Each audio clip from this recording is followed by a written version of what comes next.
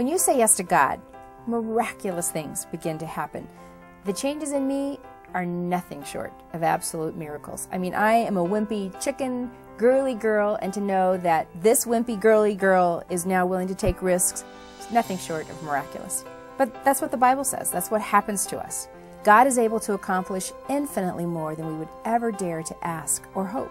Matthew 9:28-30, Jesus asked some people, "Do you believe I can make you see?" "Yes, Lord," they told him, "we do." Then he touched their eyes and said, "Because of your faith, it will happen." And suddenly, they could see. What I love about those verses is it says just average, ordinary people have the ability, have the opportunity to have the miraculous. We tend to think that it's only just the superstars, the great athletes, the really beautiful people, the people that are just incredibly talented. They're the ones that see miracles in their lives. But the Bible says that that's available to all of us. And in fact, Jesus ties it in that one passage to faith. He says, "Do you believe that miracles can happen?" Because it was going to be a miracle. This guy was blind. And he said, "Do you believe it?" And they said, "Yes." And so then when they said yes, it released Jesus to actually perform a miracle so that something happened in them that wouldn't have happened any other way. You're probably saying what I say, that could never happen to me. I am just an average, ordinary person. There's no way that those kind of miracles could happen. But the truth is, when you surrender, when you say yes to God, when you say, "My life is yours, I'm willing to do what you want, I'm willing to be yours, I'm willing to take the risks," that yes opens the door to miracles for average, ordinary people. So by the time I hit my early 20s, I was really pretty discouraged by who I was, how average I had turned out to be. I wasn't really happy with my life. And then I made this fatal mistake. I married a superstar.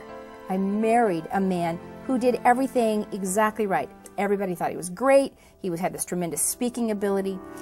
And I kept thinking, why did he marry me? Why did he marry just this average person? And then we started Saddleback. And my goal shifted from being beautiful, talented, and really great at school to I'll be the best pastor's wife. So that was my goal. And it didn't take very long before I figured out again, you know what? I'm just average. I don't know how to do this. Rick should have married somebody who knows the Bible better than me. He should have married somebody who, can quote it forwards, backwards, upside down, sideways, and, in 3 different languages. But it wasn't me. I didn't fit the bill.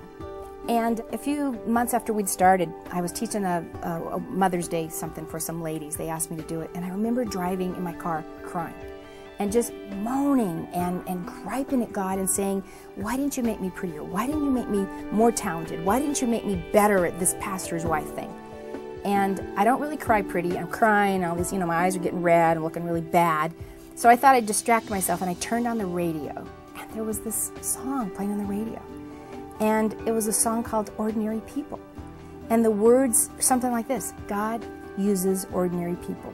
He chooses people just like you and me who are willing to do what He commands. He chooses people who will give Him their all, no matter how small their all might seem to be, because little becomes much when you place it in the Master's hand.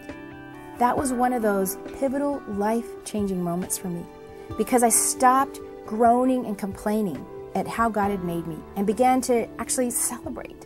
And so I began to say, "God, I don't have very much in my hand. I really don't. You know I am so average and so ordinary. And what I feel like my lunch is like tuna sandwich, and somebody else has got a gourmet deli sandwich, and I've got a little tuna fish here. But God, it's what I have, and it's what you've given me. So I'm going to give it back to you, and would you do something miraculous in my life?" And that saying yes that day started the miracles. I'm not the same person I was.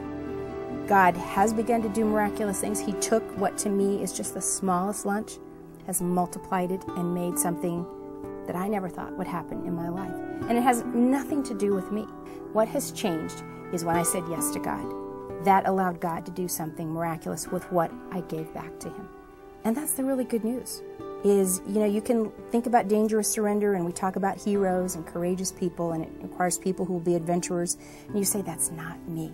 I'm not that kind of a person." I just want to tell you, you don't have to be that. What you do is you give God what you have, who you are, who you're not, who you'll never be in your wildest dreams. You give that lunch to Him, and then you watch and you see the miracles that God will do when you say yes.